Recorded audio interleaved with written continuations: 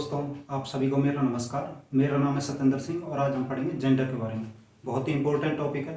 अभी जुलाई में जो पेपर हुआ था 2023 में, उसमें से 3 क्वेश्चन आए थे। इसमें छोटा सा टॉपिक है बट इसमें से क्वेश्चन बनते हैं। तो जानते हैं इसके बारे में सारे कॉन्सेप्ट। लिंग होता क्या है, जेंडर होता क्या है। बेसिकली जिस समाज में हम रहते हैं वहाँ पे पुरुष और महिला को 2 वर्गों में बांटा गया है। यही सारा प्रोसेस पशुओं में भी होता है, पक्षियों में भी होता है। कोई मेल होगा, कोई फीमेल होगा। तो इस तरह से 2 तरह से हमने सेक्स का डिवीजन कर दिया। एक तो मेल हो गया, एक फीमेल हो गया। दोनों से मिलकर समाज बनता है। तो कहने का मतलब ये है, जितनी हिस्सेदारी पुरुष की है उतनी ही महिला की है। तो दोनों मिलकर एक समाज का निर्माण करते हैं। अब महिलाओं और पुरुषों को पहचाना कैसे जाएगा कि ये महिला है या पुरुष है। तो उनके पहनावे से हम पहचानते हैं, उसके खान पीन, उसके बोलने चालने से, शारीरिक बनावट से। तो बहुत सारे पहलू हैं जिसके हिसाब से हम समझ लेते हैं कि हाँ ये महिला है, ये पुरुष है। घर के कुछ काम है वो लड़कियां ही करती हैं, घर के कुछ काम है वो लड़के ही करते हैं। सेक्स के हिसाब से ही हमने प्राचीन अवधारणाओं को, रूढ़िवादिता सोच जो होती है, उनको अभी तक अपना के रखा है, जो कि हमारे समाज में अब तक चल रही हैं। जैसे कि लड़कियां जॉब नहीं कर सकती, लड़कियां डांस नहीं कर सकती, लड़कियां फाइट नहीं कर सकती। तो बहुत अच्छा एग्जाम्पल हमारे सामने, आपने दंगल मूवी देखी होगी, महावीर फोगाट जी। उन्होंने अपनी 2 लड़कियों को इतने शिखर पे पहुंचा दिया। तो उन्होंने दिखा दिया कि लड़कियां लड़कों से कमजोर नहीं है। वो किसी भी फील्ड में, चाहे लड़ाई हो, चाहे खेलना कूदना हो, चाहे पढ़ना हो, चाहे कोई भी एक्टिविटी हो, समाज के हर पहलू में लड़की लड़कों के बराबर है। वो किसी भी पक्ष में पीछे नहीं है। तो उन्होंने एक रूढ़िवादिता सोच को बदला है। आज के टाइम में बहुत बदलाव है। बट आप टीचर बनने जा रहे हैं, आपको ये क्यों पढ़ाया जा रहा है?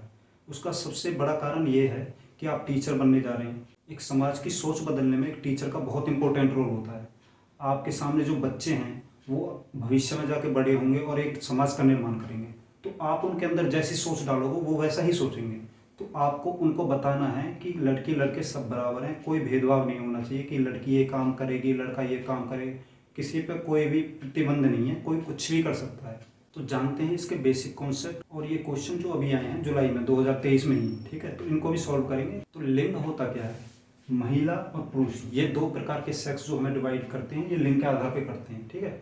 दोनों लिंगों से एक समाज का निर्माण होता है। तो आदमी एक सामाजिक प्राणी है। सामाजिक प्राणी, ये कॉन्सेप्ट आपको याद रखना है, यही काम आएगा आपके, ठीक है। जीव विज्ञान के अनुसार लिंग जैविक निर्धारक है। जब कोई बच्चा पैदा होता है तो समाज में आते ही उसके सेक्स का निर्धारण कर लिया जाता है, ये लड़की है या लड़का है। तो जब वो पैदा होता है तो वो लड़की लड़के से पहले एक जीव होता है।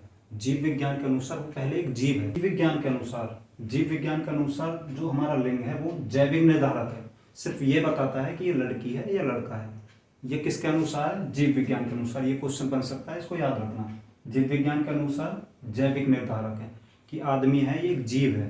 जो जीव पैदा हुआ उसका लिंग कौन सा है, ये बताता है जीव विज्ञान। अब मनोविज्ञान के अनुसार लिंग क्या है?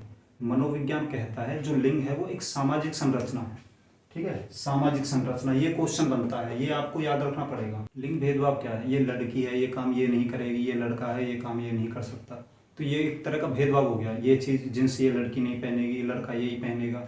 तो कहने का मतलब ये भेदभाव हो गए हमारे समाज में। और कुछ रूढ़िवादी सोच होती हैं, रूढ़िवादी सोच और पूर्वाग्रह अवधारणा। ये होते क्या है, इनके बारे में जान लेते हैं। छोटा सा कॉन्सेप्ट है। रूढ़िवादी सोच होती है कि पुराने लोगों ने कोई एक सोच बना दी कि ये नहीं, ये चीज़ गलत है, और उसी चीज़ को लगातार आप चलाए जा रहे हैं, लगातार आप चलाए जा रहे हैं और सही मान रहे हैं उस चीज़ को।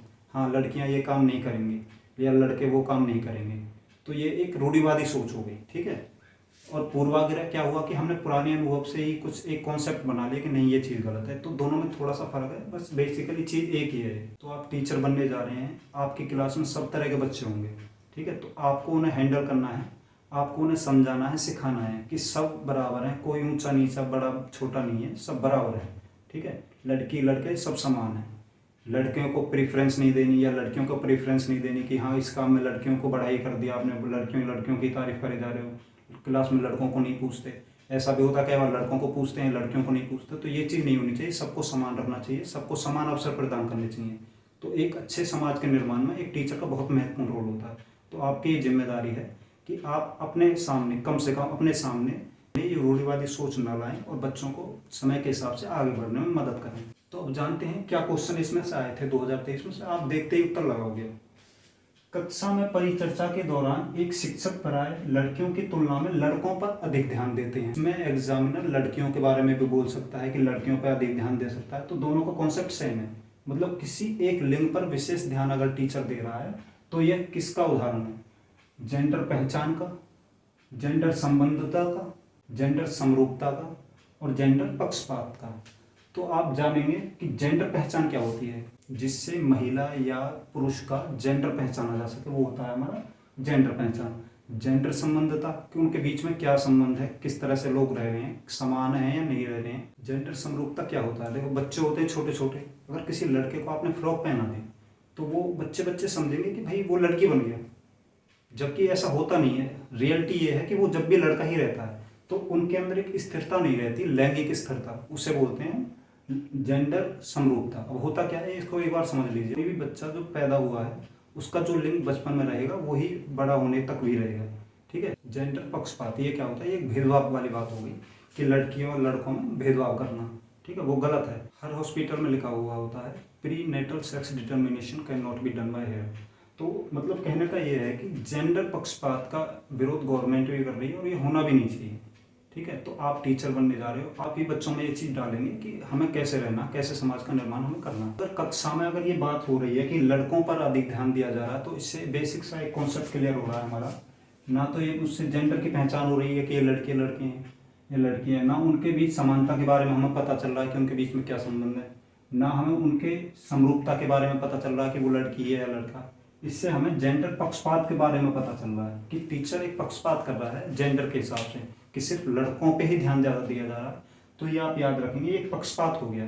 अगर किसी भी एक तरह के सेक्स पर अगर टीचर ध्यान दे रहा है तो वो जेंडर पक्षपात होगा। ये आपका क्वेश्चन बार बार आता है, मैक्सिमम एग्जाम्स में बनता है, तो आप आगे से इसको गलत नहीं करेंगे। दूसरा क्वेश्चन क्या है, बच्चों में जेंडर रूढ़िवादिता को कम करने के लिए कौन सी पद्धति प्रभावशाली है? जेंडर विशिष्ट भूमिकाओं को महत्व देना, जेंडर पृथक खेल समूह बनाना, जेंडर पृथक बैठने की अवस्था, जेंडर पक्षपात के बारे में चर्चा करना। देखो आप टीचर बन गए, आपने किसी एक विशेष जेंडर के बारे में बात कर दी, महत्वपूर्ण उसकी विशेषताएं बता दी, ये नहीं होगा, ठीक है। जेंडर पृथक खेल समूह, खेल समूह के माध्यम से हम जेंडर के बारे में बच्चों को अच्छी तरह से नहीं समझा पाएंगे। और जेंडर पृथक बैठने की व्यवस्था, हमने लड़कियों को अलग ग्रुप में बैठा दिया, लड़कों को एक ग्रुप में बैठा दिया, ऐसा तो आपको करना ही नहीं है टीचर के तौर पे, ठीक है।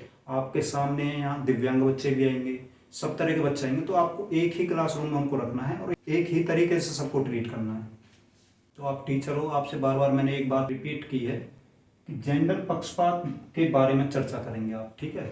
आप जेंडर के बारे में बच्चों से बात करेंगे, उसके बारे में बच्चों को बताएंगे। तीसरा क्वेश्चन क्या आया था कि जेंडर क्या है, तो जेंडर एक जैविक निर्धारक है? नहीं, ये साइकोलॉजी का क्वेश्चन है, साइकोलॉजी में पूछा जा रहा है। तो साइकोलॉजी के हिसाब से जेंडर एक सामाजिक संरचना है। जैविक निर्धारक किसके अनुसार है? जीव विज्ञान के अनुसार। तो हमारा साइकोलॉजी के हिसाब से एक सामाजिक संरचना है, जो मनुष्य है एक सामाजिक संरचना, एक समाज का हिस्सा है। तो ये कॉन्सेप्ट थे, बिल्कुल छोटा सा टॉपिक है, बिल्कुल आसानी से आपको समझ में आया होगा। तो आशा करता हूँ आपको वीडियो पसंद आई होगी। 1 से 2 बार वीडियो को आप देख लेना, सारे कॉन्सेप्ट क्लियर हो जाएंगे। Thank you.